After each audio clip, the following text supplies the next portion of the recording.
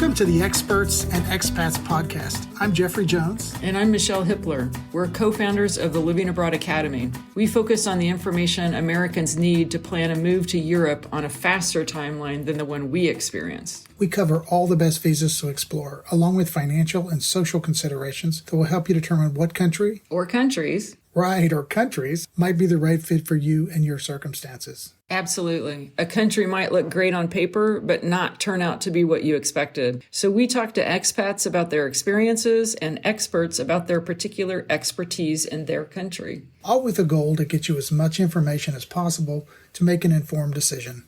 Today, we have Serene Lewis-Lyles with us. Her husband was supposed to be with us, and he got distracted because the expat life is apparently quite busy over there in Portugal. Serene and Cliff retired early and moved from San Francisco to Portugal pretty recently, right? Serene, how long have you been there? We moved here this past July.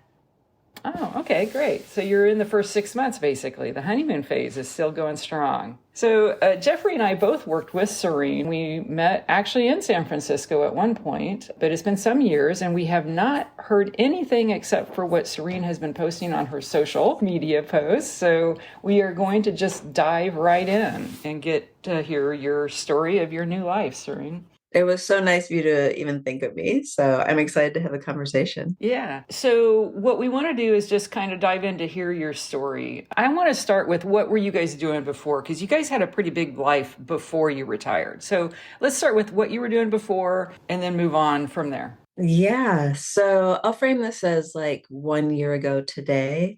So Cliff and I were living in Alameda, California, which for those who don't know is a charming little island full of Victorians just outside of San Francisco.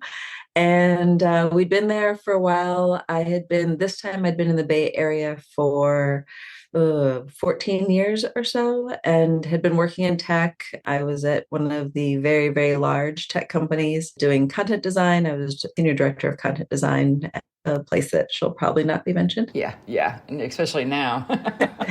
And Cliff was also working at a tech company. He was on the food side. So he, by training and by trade, has been an executive chef for almost 30 years and was vice president of food innovation for another one of the very large tech organizations. Wow.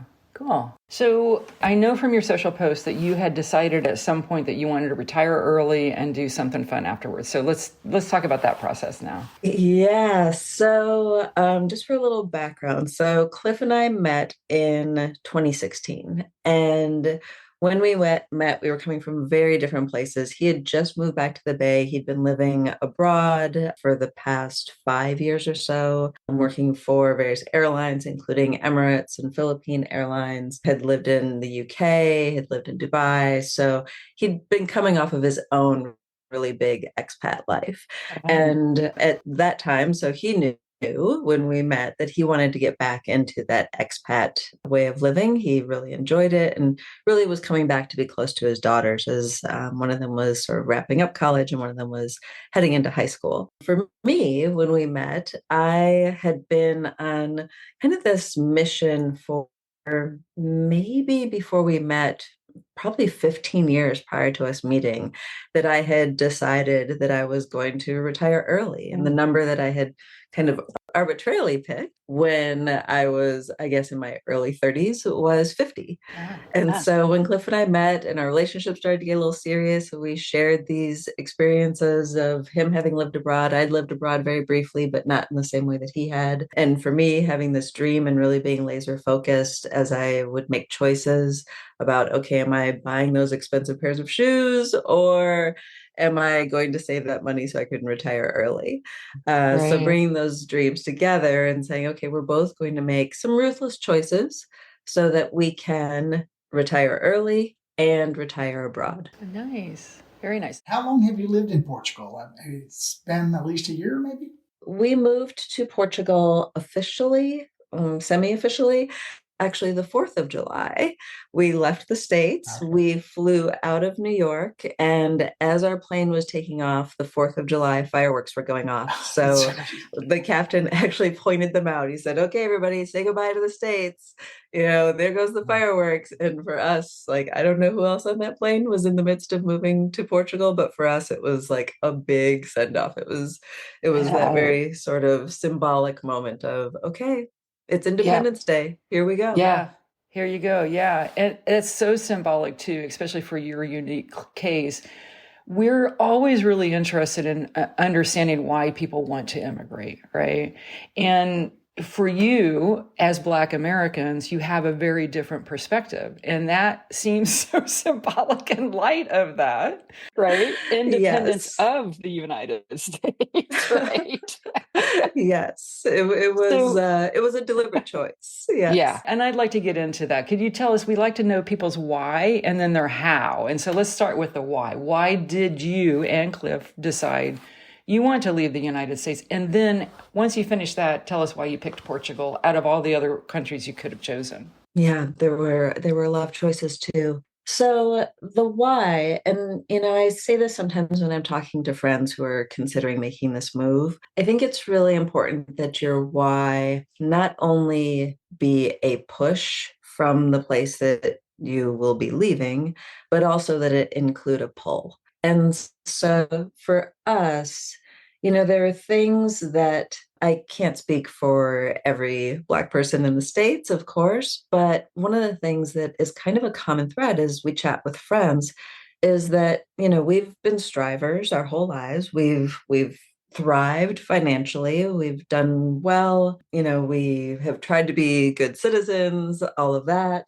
And yet there's so many, mostly thankfully, micro moments in the States where as Black and brown people, you walk into in a moment, whether it's maybe a museum opening or a Michelin restaurant. And those are those moments when, you're going for something, maybe you're celebrating an anniversary or, you're just excited about this new artist whose work is going to be on display. And you have these small moments where somebody looks at you in surprise. And you think to yourself, am I imagining this? But I guess thankfully for this sanity, we also have those slightly larger moments where somebody will actually say something. Oh, we don't get a lot of Black people here. And then you're like, oh yeah, all those other micro moments when somebody looked surprised, what they were thinking is what this person very audaciously just said to me. So for us, as we were thinking about, what we wanted to do with the next phase of our lives, which is how we describe this time, it was important to us that include being in a place where we felt welcome, where we could, without fear, travel, just since, probably people won't be able to see me. So I'm mixed. My mother is white, my father is Black. And my mother, up until very recently, lived in Idaho. And oh my gosh. yes, and I love her very much. And so I would sometimes go to visit her in Idaho. And I think that it was easy for her, even somebody who has loved and known me for 50 plus years, to forget my lived experience when I wasn't there in Idaho with her, but for her being, when I would come to Idaho and she would experience through my eyes what it was like to be a Black American outside of sort of those coastal spaces or those blue cities or whatever you want to call them. Because, and I will say that even in blue cities, we would have these experiences. So there's nobody gets like an easy pass here, unfortunately. But, just to not feel safe, like going to visit my mom, that just wasn't working for us. So sorry, this is a long-winded way of saying, so there's the why of like the push as far as leaving the States. It is more expensive, especially California. Healthcare is something that we were considering as we get older, but then there's this element of wanting to be someplace where we felt welcome. Very important. Serena, Yes. was it always Portugal for you, or did you consider any other places seriously?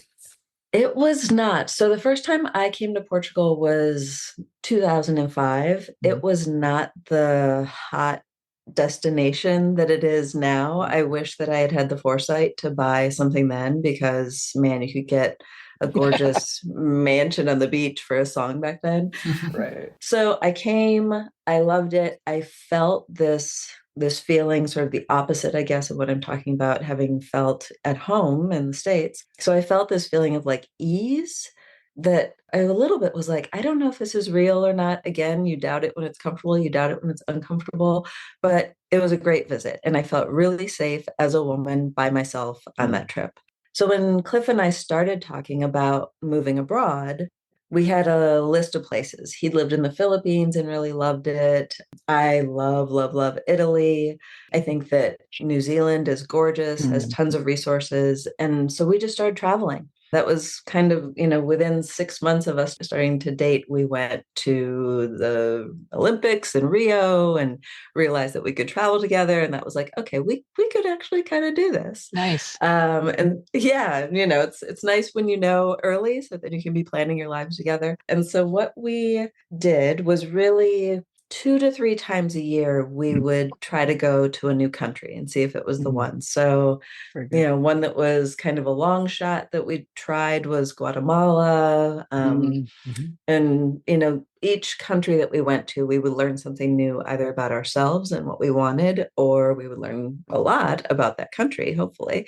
And as we went through traveling all around the world, hitting most of the continents, we ended up with a list that included Uruguay. For me, New Zealand was on there. I don't think it was on there for Cliff. Italy was on that list. So those were our top ones. And I kept saying to Cliff, but we have to hit Portugal. We have to see Portugal before we make a decision. And it was our plan, actually, in November of 2020 to come to Portugal and check it out. But of course, COVID had other plans. And so we ended up having to delay that. But once we came, it was an immediate decision. Wow. So that's a breakthrough moment. You really hope for that. And that a lot of people, they're just not sure. So that was good for you that you had that. Yes. And we had done enough research before coming, especially because of that delayed gratification of not being able to come in 2020. So we ended up being here in November of 2021. Still, still peak COVID time though. Yeah. Well, you missed me by a month. Really? I got there in That's right. September because I was supposed to go in March of 2020. And had to pivot. And thank God, as a single person being in Portugal during the pandemic, for the first month, like, oh my God, it would have been awful. Right. Then you would have been stuck. Yeah, exactly. With no friends, no language, no idea of how to go to a grocery store. Like, it would have been awful. But I did go the minute things opened up. So I got there like August, September, and then I stayed a month or 6 weeks maybe. I can't even remember now. With all the paperwork ready to go. Like I had everything to pull the trigger. Really? And when I got there, it was like, okay, this is it, this is it, this is it. And then it was like, and I was working for a US company at the time, full-time employee, and it was kind of under the radar. Like my manager at the time was like, okay with it. But the longer I stayed there, it's like I wasn't pulling the trigger and I wasn't pulling the trigger. And it was like there was a resistance. And it was like, it was a whole process of like then having to say, why am I not pulling the trigger? Yeah. What is it? And there were a bunch of different reasons we've kind of covered in other episodes too, but it was like, it didn't feel like the right place. I think resonance was the thing for me personally. Yeah. And it's a very different experience to be single going to a different country. Yes. Because Jeffrey and his partner, have traveled extensively together. It's just like a totally different experience. Things are easier. Yeah. In a lot of ways, there are troubles too, like, because, Jeffrey and Oscar are having a very different experience, as expats, so that's kind of, yeah, go ahead. Yeah, I can imagine, especially, and people ask sort of pros and cons of Portugal. And one thing that I would say as a woman is the patriarchy is alive and well here. Right? Yeah. There have been times when Cliff and I have been out in the world and, maybe we're buying something and, because I have a purse, I will have the cash. And so I'll hand cash to someone and you can almost see them kind of short circuit. Like, but money comes from men, and they will actually give the change to Cliff. Oh my gosh. And That it's the is- strangest thing of like, and then he gives it to me, and then I put it back into my purse. Oh my gosh. That's Yeah, amazing. so I totally get that it is not the right place for everyone. And a lot of it had to do with the work. Like I was having to work American hours Ooh, and then thinking I would get all my sort of tourist fun life stuff done in the mornings, but then because I didn't end until 9 p.m. at night, I didn't realize how much I really do need to decompress. So yeah. I'd be up until midnight and then not be able to get up early. Oh, that's the So it time was zone like, thing is, yeah, it's crazy. yeah. And it's Well, like, can I meet a bunch of people during those hours, those few hours I have in the morning? Yeah. I'm not sure I right. can, So And there's layers to this. I mean, there's, oh, this country's right for me. I think was it last year? I forget when we decided Spain is going to be it for sure. And, we can tell you why. There's a list of, but now we're in what part of Spain? And, Oh, you've got like yeah. 4 or 5 different yeah. microcultures. And we just got back from Murcia. I can now say it correctly, Murcia. Nice. And, exploring that area. And, we pretty much finalized an area, but you're not done once you pick a country. Hopefully you found an Yeah. area you liked pretty quickly. Yeah. Once you decided on Portugal, how long did it take for you from making that decision of we're going to do Portugal to actually being on that plane on the 4th of July, moving Mm. there? Mhm. So we came Thanksgiving. We apparently love holidays for big moves and big decisions. So Thanksgiving of 2021 was our first time here. And on that trip, we only visited Lisbon and Porto. And so it wasn't until we made the decision then. So what is Thanksgiving 2021? And so then just sort of skipping ahead. So we left in 2024. So almost 3 years, door to Yeah. door. Okay. So what visa Oh, process have you and pursued? Cliff is Oh, here. sorry. Oh, great. Sorry to Ah, step on you, It's okay. Jeffrey. It's all right. Hey, all. Sorry, I'm Oh, late. Cliff, Hey there. it's That's all right. okay. Glad you're able to join. You got distracted by bike toys. Oh, cleaning, actually, which is not something I'm very fond of. So surprisingly, I got distracted by it. Okay. Excellent. Yeah. Thanks for joining us. Nice to meet you. You as Yeah. well. Yeah. So we were just getting to the part of, how, you had picked Portugal, how you got there. And this is like, what visa worked for you? These are the nuts and bolts, right? Like, how did you make it a reality? And that can be a challenge once you pick a country and then, how you're going to stay there permanently. Yeah, and actually Cliff joined at the perfect time because a lot of the sort of technical work and the visa work landed on him. So, but just to give you sort of a soft entry, I can give high level and then I'll pass it over to Cliff. Once we decided on Portugal, to your point, Jeffrey, there were a couple things that needed to happen. So we needed to decide on which kind of visa we wanted. And then once we decided on a visa, then we needed to take the steps based on that visa. Mhm. And originally, we thought that we were going to do the golden visa because at the time of our first interest, that was a fairly viable option in Portugal. You couldn't invest in the coastal areas anymore, but you could invest in all sorts of parts of wine country, and Portugal's a beautiful Nice. country. So that was all well and good. But as we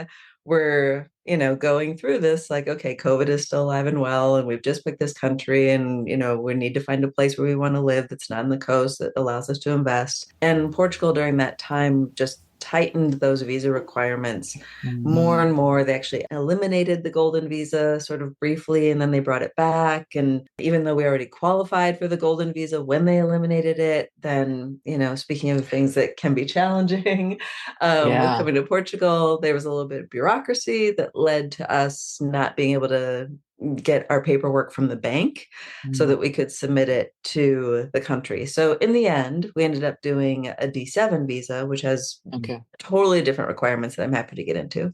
Yeah. And on that part, I think when we first got into it, Serena was saying, we went down the road of golden visa. One of the primary reasons for that was we could start going towards citizenship while we were still residing in the US, right? So it had great benefits in the sense that we only needed to be in Portugal 2 weeks over a 2-year period. And so that would already start our clock for getting towards either permanent residency or citizenship. And so for us, it was really appealing. We knew we wanted to live here. We knew we wanted to purchase. So all the stars aligned as we thought, moving forward towards a golden visa. So when we really got into it, me and Serene kind of had the conversation. if it wasn't really for the fact that we could jumpstart our timeline, I don't know that we would have necessarily felt that we needed to go that route, because unlike most people who apply for the Golden Visa, we planned on being permanent residents here. So it wasn't really about staying as little as Right. possible. It was Right. truly about, this is where we want to call home. We want to be familiar with the place. We want to be a part of the culture. So for us, it was really easy to pivot when all of the technical problems started to happen around the Golden Visa, where they were, it's Right. off, it's on, it's new, it's old. So for us, it was like, you know what, let's just pivot. We start a little bit later. That's not a big deal, but we still get to be where we want to be. And it actually was a lot less expensive from a visa process to do the D7 over the Golden Visa. So I think we had calculated it was probably going to be about 25 to 30K on the Golden Visa. And then when we went to D7, it was a couple thousand each, really. So it was a lot less expensive and something that was very manageable for most people to do. Right. And you had a date for your retirement too? Like, so when you do the D7, you can't be employed? How does that work? Yes, on the D7, it's passive. And so for us, we had kind of projected when that would happen as far as retirement and things like that. But like everything in Portugal thus far, just because it has become so popular, the system's just overwhelmed by the number of people who are now trying to get in. So something that would have taken you 3 to 6 months with regards to applying, getting your visa, then establishing residency, takes a year now.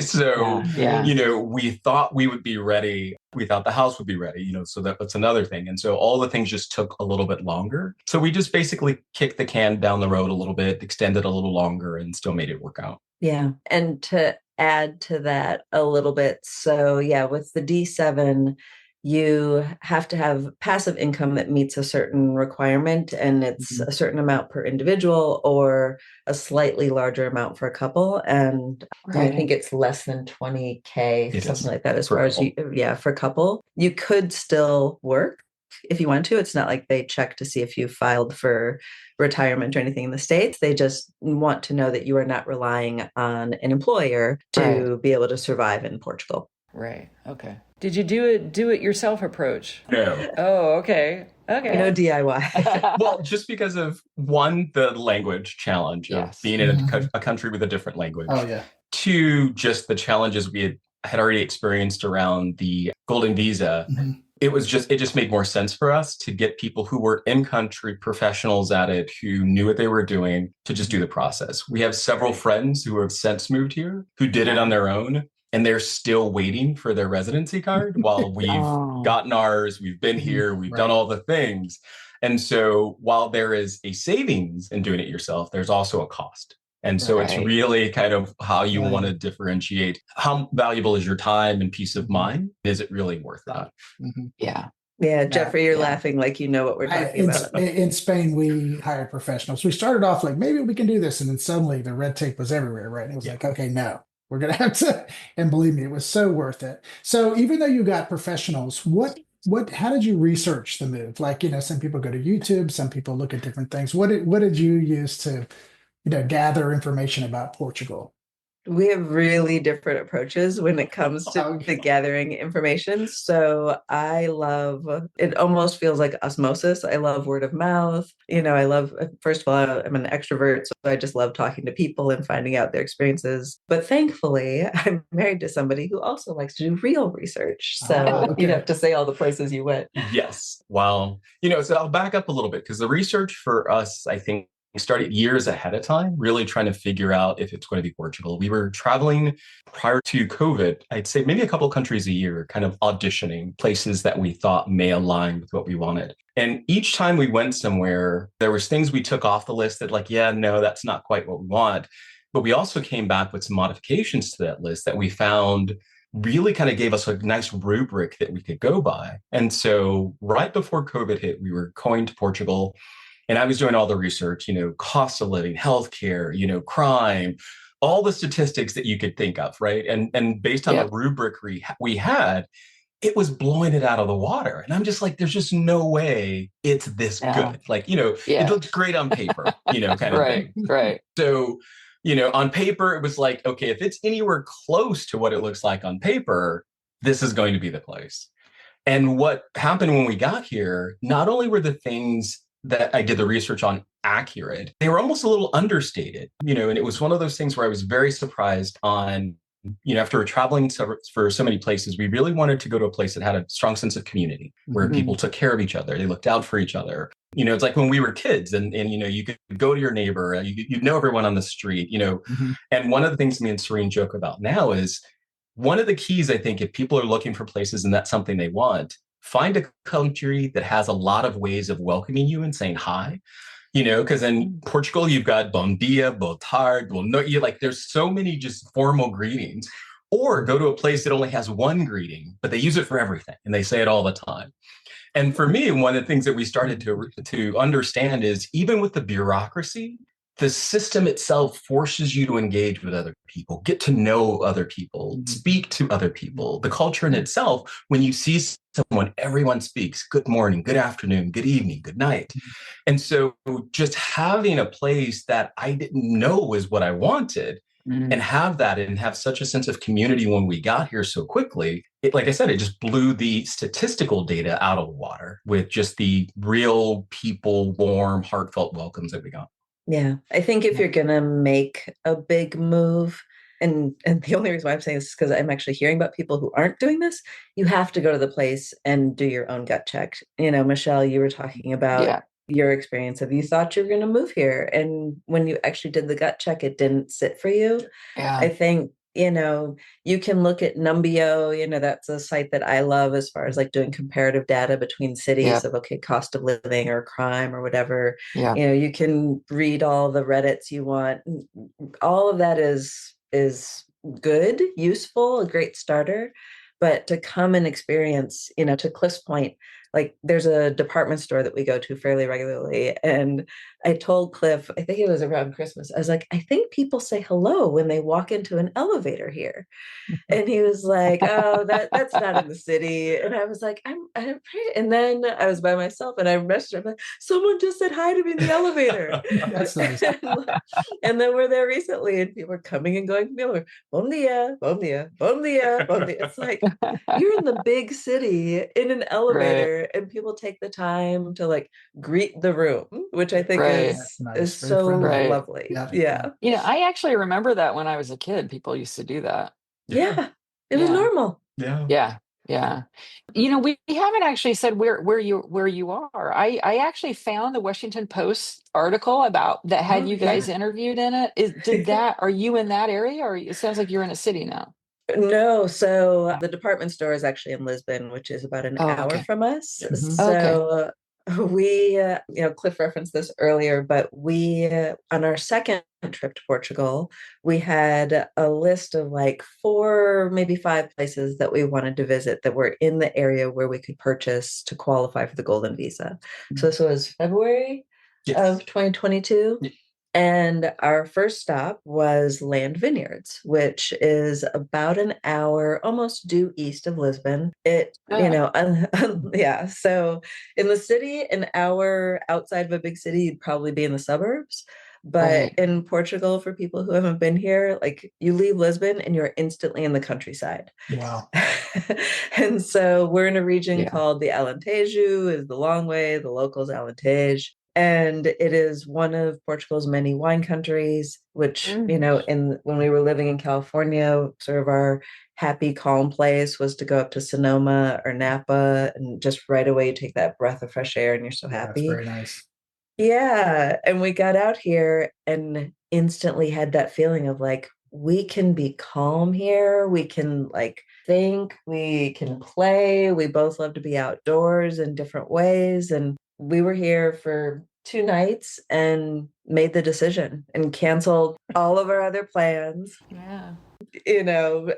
Actually booked an extra night to be here, so that we could be in it more, but put down the money to have a house built. And they told us it would be done in 15 months from once, all the paperwork was signed and done, and it ended up being a bit longer than that, but that's twice that. Yeah. Like 30 months. Yeah. It's pretty much what I hear about Portugal. Everything takes longer. Yeah. Yes. Yeah, if you're gonna like try to get something done, plan on doing it 2 times, At So least. Right. if you want to like sign up for something, go twice. Did the same thing happen Right. with your visa process? Did it take longer than you thought, or? We had kind Yes. of different visa experiences.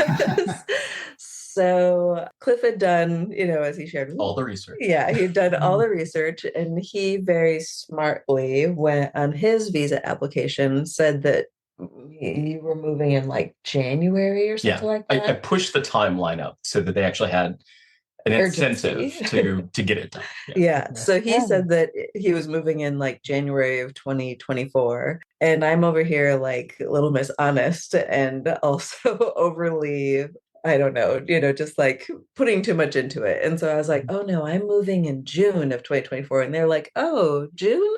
Oh, we're going to do your paperwork in July. And Oh. so Cliff had his appointment and they processed it so quickly. He had his visa within a couple months. Wow. Yeah, you might have even had your visa like around when I had my first appointment. Yeah. And then for me, I had my appointment and got my visa 3 times. Like it took them 3 times longer to do mine than it took Mm. them to do Cliff's. Mhm. And then Cliff, you get a visa, and then you have to have a second appointment where you are able to declare yourself as a resident. Your residency lasts for 2 years, and then you have to reapply for 3 years. And then after that, you can apply for your passport or citizenship. And Cliff had this amazing residence appointment that was like just outside of Lisbon, super convenient, like bopped in from the States, had his Research. meeting, whatever. And when it came time for mine, they were like, we're not sure if we're even going to be able to get you an appointment for your residency. And then when they did, they were able to find an appointment for me that was in the far, far corner of Portugal. There's actually a song in Portuguese. The town is called Bragança, and the song in Portuguese is called 5 Hours to Bragança. 9. 9? Is It's it 9 hours to 9 hours to Bragança? Bragança, yes. 9 hours Oh to my Bragança. And it took me 9 hours to get to Oh. Bragança My goodness. for Oh my this gosh. appointment. So very different experiences. Funny too, because you're married. Yes. We applied, and that was the thing. And anyone who's doing this, who's married, definitely do it together. Serene was working. So it was one of those things where when you actually try to there's a company called VFS that you have to go through this Right. portal to book. Right.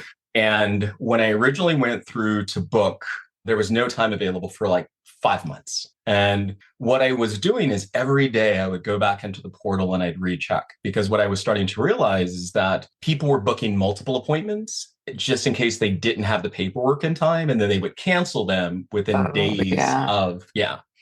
days of the appointment so that they didn't mess up. Yeah. And Yeah. so once I realized that, we had gotten our background checks done multiple times, so it was still fresh because we didn't know when it was going to be. We had all of our paperwork ready, had everything queued up and ready to go, and I found an appointment. But unfortunately, Serene was traveling for work at that time. Yes. So I basically, within, I think, 3 days of finding it, I was able to go into VFS, have my Yeah. first round, get that done, and then kind of speed the process along. But it is Yeah. definitely something you've got to do the homework, and you've got to keep looking. Yep. If not, time will just tick by, and 9 months, Yeah. 10 months a year later, you're still waiting. And you were lucky because you were just across the water from the office. Exactly. Like I was in Seattle when I went down to had to make that appointment with Ooh. them. Like, but Yeah. it's an easy flight, but and I was flexible with my time at that time too. So Right. yeah, it depends on where you are in the country too, because Portugal Sure. doesn't have that many VFS offices. No. Yeah. And they all operate very differently, because I had heard really horrible things about, I think, the Chicago office or the DC office. Oh, And that I heard that San Francisco is supposed to be the most like pleasant Oh, experience. really? It Yeah. was pleasant. I thought they were very nice. They were super forgiving. You have to have a money order when you go, and each month the Right. amount of the money order to pay for the processing fee changes Right. based on the exchange rate. And even though we got help with our process, unfortunately, I had received in the incorrect amount. And so, got there and the guy was like, well, this isn't right, but you can go out and just get a new money order when we're done and just bring it. Like, he was super nice about it. Right. But San Francisco, I think, at least when we were going through it, was known for also being the most strict. And so, Oh. really rigorous with your paperwork, and they would take the maximum amount of time to process. Okay. Yeah. We have friends who went through the process. So we have friends who also did San Francisco, and they didn't get that appointment that, I went to Braganza and Cliff got to be outside of Lisbon at the beach, basically. So it really didn't matter which office you went to as far as getting that next appointment. Right. And then also we have a friend who did their initial paperwork in Houston and was processed pretty quickly, but then also still didn't get an appointment. So I know there's a lot of rumor out there, what does it take to get that appointment? Yeah. And we know many people who've moved here and it really hasn't mattered. Like, okay, is it because of a spouse? Is it because you've bought property? Is it because you used a lawyer or not a lawyer? Is it because you went to this office or that office? And unfortunately, we don't have that kind of pro tip, how to game the Yeah. system. It seems Yeah. really hit or miss. Luck of the draw. Yeah. Do you feel like there's anything major you would do differently? I mean, it sounds like you took a great path. I would not ship our car. Okay. Yes. Oh, Definitely don't ship a interesting. car. Yeah. And why? Tell us why. Wow, This has so been many your nightmare. reasons. Yeah. So there's a few things. One, we were wanting to be very conscientious car buyers, so we bought a hybrid vehicle with a battery, and because of that battery, almost made it impossible to ship. We had a delivery date. We got to New Jersey, dropped it off, had planned this cross-country adventure so we could see all the places in the US that we didn't get to see while we were here. So for months we were driving across, and that part was great. We got to New Jersey, dropped the car off on the 2nd, and they were supposed to be leaving on the 10th. And then from that point forward, the nightmare just started where, oh, nope, we couldn't get it on that. The hazmat team didn't get a chance. Oh, couldn't get it on that one. Oh, couldn't get it on that one. And so for several months, it just kept getting bumped. Just wouldn't happen, just wouldn't happen, just wouldn't happen. And we finally, 5 months later, finally got it on a ship. But because of the timing, it landed here right around Christmas. So everyone's off on holidays. There's maybe half days, half work weeks, all this other stuff. So it sat in the port here in Portugal for at least another month once they got here, and just the paperwork and just everything else. So it's an ongoing process. It's unless your employer is shipping you, moving you, and they're taking care of everything. As an individual, it's just not worth it. If you love your car, you'll find another car you love.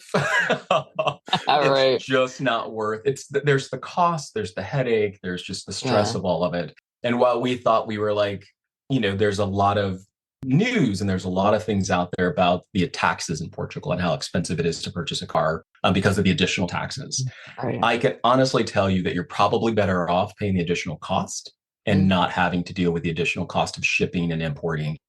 So you're not going to lose because of the additional cost here. If anything, you may come out a little bit under, but it's definitely not worth, okay, I'm going to do this myself. I'm going to ship it. I'm going to save. It's really not going to happen. Right. Did you ship your stuff too, or was it just the car? We did. You did? We shipped both. Yeah. Okay. But the stuff came separately because, And from San Francisco, or did you have to take that to New Jersey too? No. So we had the movers come at the beginning of April. Mm-hmm. And then that's when we started our slow cross-country adventure. Stayed in California for a little while after that, and then went to, visit family and visit sites, Colorado, New Mexico, Jackson Hole. We were all over the place for a while there. And so during that whole time, our stuff was shipping across and actually beat us here, which was really delightful. Yeah, that was a surprise win. Nice. One thing I will say, the pro tip that I will give, especially anyone who's in California that will be listening to this or seeing this, is when you leave California, you have to leave California. And so what I mean by that is we actually ended up having to reestablish residency in Nevada. Oh, yeah. And that was for a few reasons. One is taxes, right? California has some of the highest taxes in the US, and they will continue to tax you even if you're not there. Yeah. And so what they do is they have this exit. thing that you have to do where, you can re-register your car somewhere else, change your license plate, change your driver's license, register to vote somewhere else. Yeah. If you have any ties back in California, you can potentially still be taxed there of anything that you're making. And so for us, as we were doing that cross-country jaunt, we stopped in Nevada for 48 hours. Long enough to be able to take care of all the paperwork we needed to do, got everything set up, and that part has been great. Yeah. Does that include getting the driver's license in Nevada, establishing residency there? And then how are you getting your mail? Do they allow post office box or PMB for your address? We have what's called a traveling mailbox. So basically, we have a digital virtual where all of our mail goes there. They do the scanning, upload. We'll decide what they want them to open, throw away, or forward. And so usually we manage it through that. Yeah. So what I'm getting to, though, is, and this is something that we wanted to kind of bring up in a separate webinar, right, was that banks want a physical address. Yes. So when I was doing the research, there were only like maybe three states that allowed you to have a PMB address as your permanent residence. And that was South Dakota, which I went with. Right. And I was able to actually start my business in South Dakota also. Oh, nice. And I have a registered agent through my traveling mailbox. And I heard that Texas and maybe Florida were the other three states that did that. So how are you guys managing your official, like, physical residence and all of that? And are you able to vote through Nevada? Yeah, we are definitely able to vote. We did absentee this past election. And basically what we did is in Nevada, establishing residency is different than domicile. And so residency in Nevada is as simple as going to a trailer park or a mobile park or a campsite and staying for X number of days and establishing that you've been there for X number of days, and you can use that physical address in order to change your bank, do all these other things.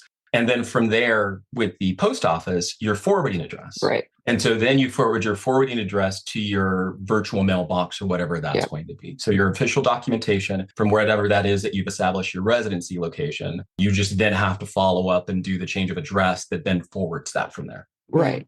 And just to make it super clear for anyone who's like wanting to pursue this path, it is very important that you have an actual physical address. Yeah, exactly. Yeah. And so for us, we have a physical address. And the reason why it's so important is because even with that traveling mailbox address, which isn't a PO box, it's an actual address, like your driver's license gets sent to the physical address. And the credit cards too. Your credit card. I suppose so. Yeah. I just went through that. It got sent to my sister's address, unbeknownst to me. And then I had to cancel the card and have them send it to me at where I am. Oh, right. Wow. So the banks and the credit cards are the sticking points. Yeah. So, but it's like in Nevada, the traveling mailbox, it doesn't say PMB on your driver's license. No.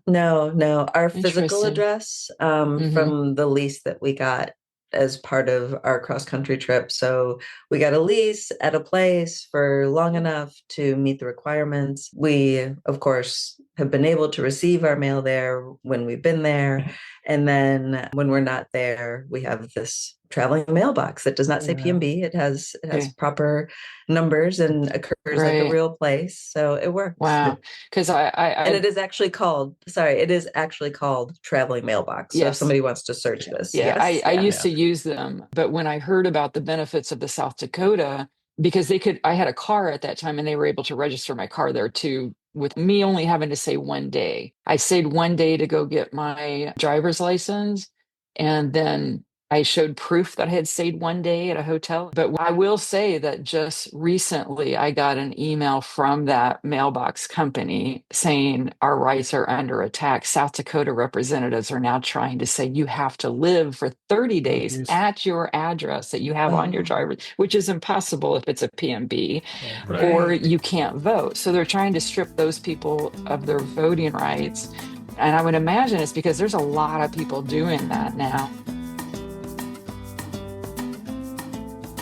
Hi there. I just wanted to clarify for those who don't understand what we're talking about in terms of the traveling mailboxes. In South Dakota, I have a private mailbox through a company where I'm able to use that private mailbox address as my official resident address with the state of South Dakota. So that means that the PMB box number is on my driver's license. And I was told through various different channels that supposedly the banks and the credit cards are supposed to accept that address as my legal resident because it is the law of South Dakota that that is possible. But I have not found that to be the case. Banks and credit card companies will always want a physical address where there is no PO or PMB in the address. So that's just the clarification on that. Hey there, just a reminder that you can learn more about moving to Europe at livingabroadacademy.com. Sign up for our newsletter and stay up to date on our latest podcasts, events, and more. You can also submit questions and ideas for future podcasts on the website. We appreciate you being a part of our community. Thanks again for joining us. And now, back to the show. So when you touched on this earlier, but, we'd like to hear, your general experience. That's kind of a big statement, right? Of being a foreigner there and specifically Black Americans.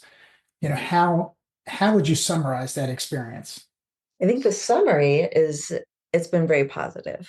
And, Cliff used to say this to me after he had lived in the Philippines, that his experience of living there was that unlike being in the States, he wasn't Black, he was an American first.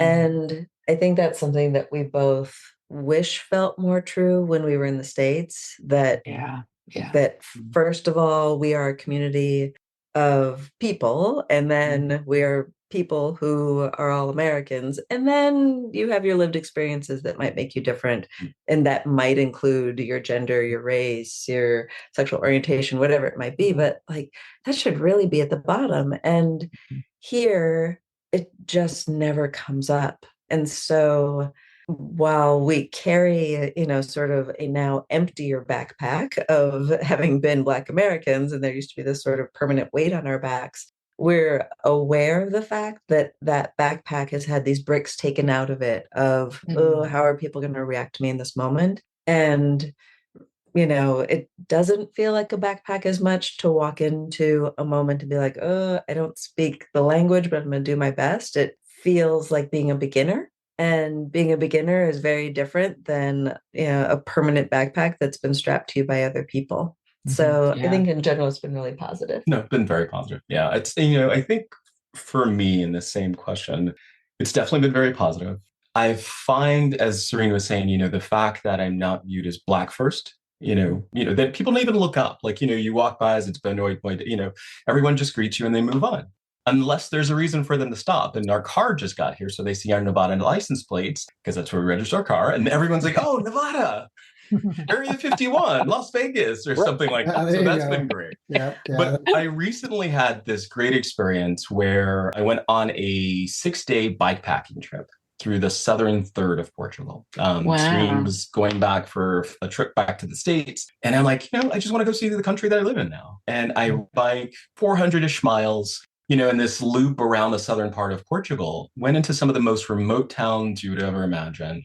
Everyone was kind. My Portuguese is horrible. I could order myself a little food when I stopped at different places, but no one looked at me twice. I think if anything, it was like the fact that I'm riding a bike in the rain was the weirdest thing to them. But the fact that I don't know that I would have felt safe doing this in the States, just being able to randomly ride my bike anywhere I wanted and not expect that there may be a consequence to that. So that's kind of been the experience here. Everyone's been very gracious. Everyone's been very nice when we try to use, speak Portuguese. Most people will immediately say they don't speak English when you start speaking and trying to speak Portuguese, but your Portuguese is so bad, they start speaking English. So just little wins like that have been happening have been great. That's really, really wonderful to hear. And I've heard that from other Black Americans too. I followed a few on YouTube who have moved there. And I also just want to say, I'm really sorry that has been your experience. It really sucks. I have a friend a childhood friend who told me the same experience. And that was the first time that I realized how different our experiences were, because I road trip all the time. And he was in Hercules in the East Bay. Yep. And he wanted to do a road trip up to Portland at one point, and he's like, I'm going to go through Cracker White, Oregon. Like, there's no Yeah. way. He's a Yeah. 6 foot tall black man. Yeah. Yeah. I relate. So Yeah.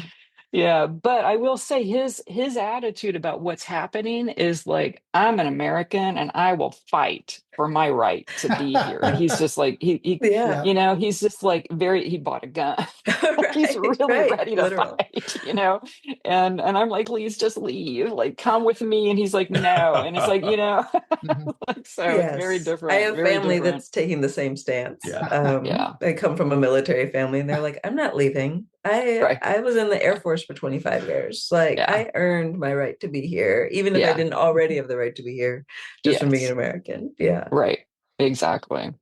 So you gave a glowing review of the Portuguese. I mean, and I've been there as well. I think they're lovely people. Are there any quirks, and you might even say prejudices? Let me compare something. Yesterday Yeah. we were looking at property here in Spain, and we have definitely felt like these people, this couple walk by and they're like, oh, there's the foreigners looking at, I don't exactly know. I don't want to know what they call this, but I didn't understand all of it, but they're looking at property in our neighborhood. And, there's a little prejudice about here come the foreigners and they're buying property. And have you felt anything else in Portugal that was surprising? Yeah. One of the things that I think is important for everyone, and especially as a member of multiple groups that have been discriminated against, is I think it's really important to look out for people who aren't in your group, but who are also having difficult experiences. And so one of the things that does hurt my heart a little bit, and that we've talked about, is that there is definitely a bias here against people who are coming from India, Bangladesh, Pakistan. Pakistan, that are easily identifiable as being Southeast Asian. Moroccan too, like the Africans that are immigrants that are coming up. Yeah. And I haven't seen that Yeah. one as much, but I can believe it. I know that was definitely an issue. I have a good friend who's Dutch, and he maybe 15 years ago was saying that to me, as far as in Rotterdam, that he's like, oh, we've got all these Moroccans. It's like, okay, easy, buddy. Yeah.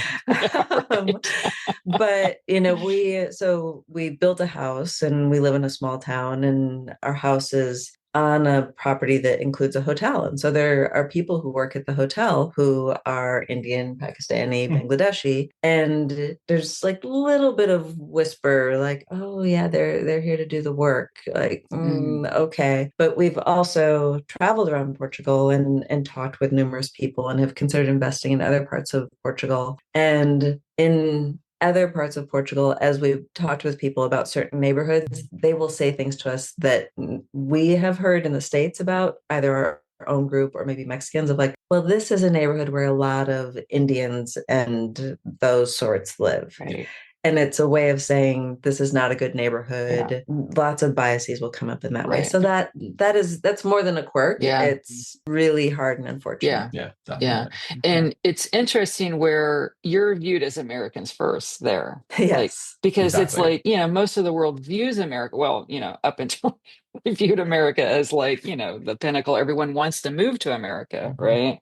Yeah. So that's really interesting. But yeah, it's unfortunate. We are human and we will always have our prejudices. Like, it's just like. Yeah. I think what I'm seeing here around that really resembles the immigration in America from people from Mexico and south of the border moving up. Right. It is a need for people to be able to support their families, to be able to, live. And there's a lot of jobs here and there's just not people to do the work. Right. So I think, Portugal's biggest export right now are its people. It's one of the lowest paying countries in the EU. And so most of the people who can leave and go to other parts of Europe because they can make more money. Yeah. And with that leaves a void in the work that needs to get done and things that need to get done. So people from those countries are actually sought out to come here to work and get the jobs done. And so very similar to like in the US, where we've got the agriculture, we've got all the manual labor jobs, that we need people to do. So we go to Mexico and south of the border to recruit the people. But then the politics of the country start to demonize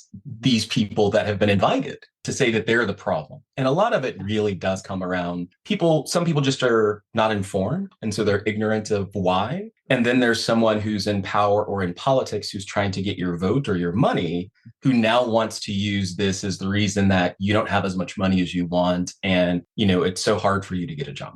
Yeah. And so I'm seeing a yeah. parallel. Exactly. And I'm seeing a parallel on the nationalism that happens around those types of things, in Portugal as well. Yeah. To your point, Jeffrey, we do hear and see protests around people driving up property prices because of Airbnb investments. And so there's a part of Lisbon. I was recently on one of those hop on, hop off bus tours with a friend. And, just a great way to see a town as far as I'm concerned. And we were going through a neighborhood that I really enjoy in Lisbon called the Alfama. It's really hilly.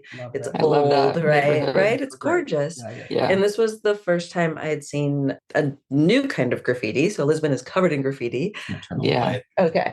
But so this was the first time I'd seen a new kind of graffiti, which was writing on the walls that said, "Goodbye Airbnb, get out Airbnb," writing of certain tech company names, "stay away," and some swear words and whatnot. And so I think there's really a rising feeling of, you're making our life actually worse now. And kind of unclear exactly how to vent it 100%, but we are seeing more of that. Yeah, the Alfama neighborhood is, when I did a tour of it, when I was there, the gal who was doing the tour was saying, first of all, it is the only neighborhood that survived the earthquake in 1758 or whenever it was. So it is the true old part of Lisbon, because the new part was built in late 17, early 1800s. But she also said that, yes, all of the locals are getting pushed out, but that also those buildings are falling apart. And so it's the Airbnb investors who are actually keeping them alive, redoing them. So it's a really hard situation there. But Spain and Portugal, and they're all suffering from this sort of over tourism and all of that. But before we get into housing, I want to go back to the point about immigration in Europe, in particular in Portugal, because what I heard was that, to your point, professional people are leaving because they cannot make a living there. In particular, the medical community, the nurses can make way more money in the UK, and they're needed there also. In the same way that we went to the Philippines to ask the nurses and to train them to come to America to take over, because even back in the 60s, we didn't have enough nurses. So this gets us then to the healthcare. When I'm thinking, well, if all the professional local people are leaving, what does that leave, and what are the qualifications? And I heard that they're overtaxed. Have you a plan? Have you had to use the healthcare system? Do you have a plan? What is the situation on the ground around healthcare? Yeah. So I absolutely agree with you. And I think that a lot of what we're hearing is true. I've met people who have said, "Oh, I'm so sad. My son is a nurse and moved to Germany. Oh, my daughter is a doctor and moved to Spain." There are other places, even if they're right next door and just a little bit more money. So that is definitely happening. At the same time, Cliff was talking earlier about community. And while there are a lot of people leaving, and Portugal is a quickly aging country, the community here is so strong that you also do see a lot of people staying. That people are choosing, I guess, quality of life and family and community over a choice that in the States would be much clearer of, "Oh, I can make more, I am leaving." We're seeing this so much in the States, where people are leaving smaller towns or agrarian lifestyles, and we just don't have enough people in those areas either.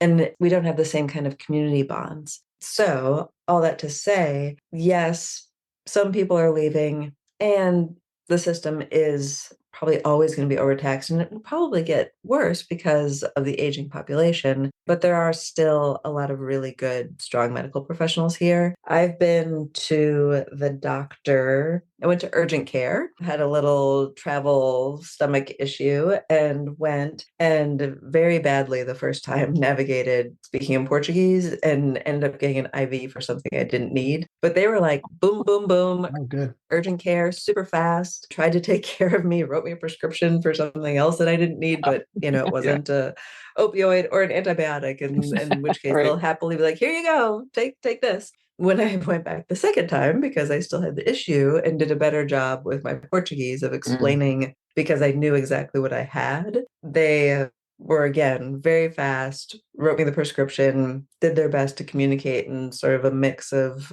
Portuguese and English of what I needed to do. It was great. Okay. And then you and I were just there because we've registered for the public health system, Excellent. which helps a ton. Yep. So, there's a little bit of medical tourism happening in Portugal also, where people will come here and just go to urgent care because you can get it for free. So it is a good thing to have your residence card and or to have registered with the health system. So we were doing that on Friday and, showed up at 9. I think we were out of there by 10:15. We'd each met with a nurse. We'd both met with a doctor. We'd both gotten a tetanus shot just to be safe, kind of what was encouraged, and got all the information we needed as far as like mammograms and colonoscopies and all those things for over 50s. It was very efficient, and it's all there for the low, low price of on Friday, free 99. Yeah. Wow. Nice. Are you supplementing with private healthcare at all? Do they do that in Portugal? Yes, they do. We're actually we're in that process right now, selecting private. And that's, you can get it faster if you go private in some cases, depending on what it is. But urgent care is always, you go in and get things done. But for the most part, yeah, we're going to try and balance the flexibility because we travel a lot. And so one of the things for us in getting private is to be covered while we travel as well. So that's the other thing. Right. So for us, it's kind of finding something that helps us while we're here. If it's something that we need to get done outside of the system because the system may be taking too long, we want to have a backup, but we also want to make sure that when we go back to the States, if anything happens, that we don't come back bankrupt because we had to go to the hospital there. So Right. Yeah. So your tax situation, what is that like and how are you handling it? And then we'll also, do you need experts? Are you using those self-help online tools? Those exist now. Tell us about the complexity, and do you feel like you're paying a lot? Yeah, so there's the sort of daily taxes that you experience here. So, we have sales tax in the States. They have sales tax here. Our sales tax in the States varies depending on what state and city you're in. In Portugal, it's a flat VAT for anyone who's unfamiliar, and it is 23%. So it's not a small amount of sales tax. So even if you're considering, for example, we built this house and every quote that we got for, okay, you want to add fancy bidet toilet seat to your toilet, it's X number of euros, but then you have to add 23%. So that's an important thing. I think if you're considering just getting settled here, that buying furniture, buying dishes, all that is cheaper here. And especially because Portugal is kind of the furniture capital of the United States. A lot of things are made here. So a lot of those foundational things are going to start out cheaper. You add in the VAT, probably still be cheaper, but it's going to be more than you might have thought it was going to be. And then as far as the actual living tax, I think our first year of owning the place where we were building, so the house wasn't done yet, we owed 40 euros. So yes, 40. We weren't actually living here yet, and the house wasn't done yet, but it was just like, I think it was just a little slush of like, oh, you bought this house and there was 40 euros that was missing from when you signed your deed, something like that. Last year we owed 0 euros. So our house finished and when I say last year, sorry, we just finished. So 2023, we owed 0 euros, if I'm remembering correctly. Yeah. And then that might actually be for 2024. Sorry. So far we have paid 0 for like actually living here taxes. We also, because we started this process when we did, and the combination of having signed a deed in 2022, gotten our sort of local tax identification number in 2022, made it so that we were eligible for the program. It's called non-habitual residency. So NHR for short. And so we will be mostly outside of the tax regime for the next 10 years. Well, at this point, 9 years. Oh, wow. But then after that, the taxes are very real, very significant in Portugal. Right now, I think the highest tax bracket starts around 75, 80K euros of income a year. And so that could be, if you were 62 and drawing down your Social Security for two people, you could end up in the medium to high tax bracket pretty quickly. Okay. And so it is a very serious consideration. Yeah. The one thing that you do have, even when that does happen, is there's reciprocity from Portugal and the US. So if you pay taxes in the US for whatever, it's credited towards your taxes here as well. And so you don't get the double taxation. So that is one of the benefits. But yes, the taxes here, if you get to that high bracket, it's about 45%. And so if we think of like what we're doing in the States, you'd have to be, several $100,000 in order to hit that tax bracket in the States. Where here it's, $70K.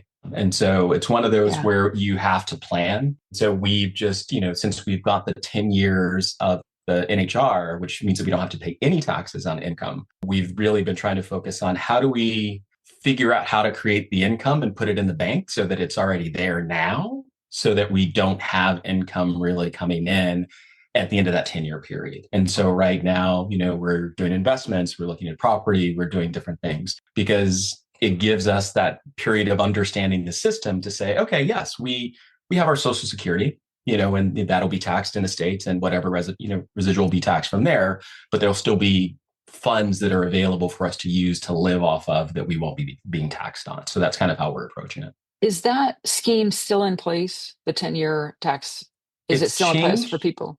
Yeah.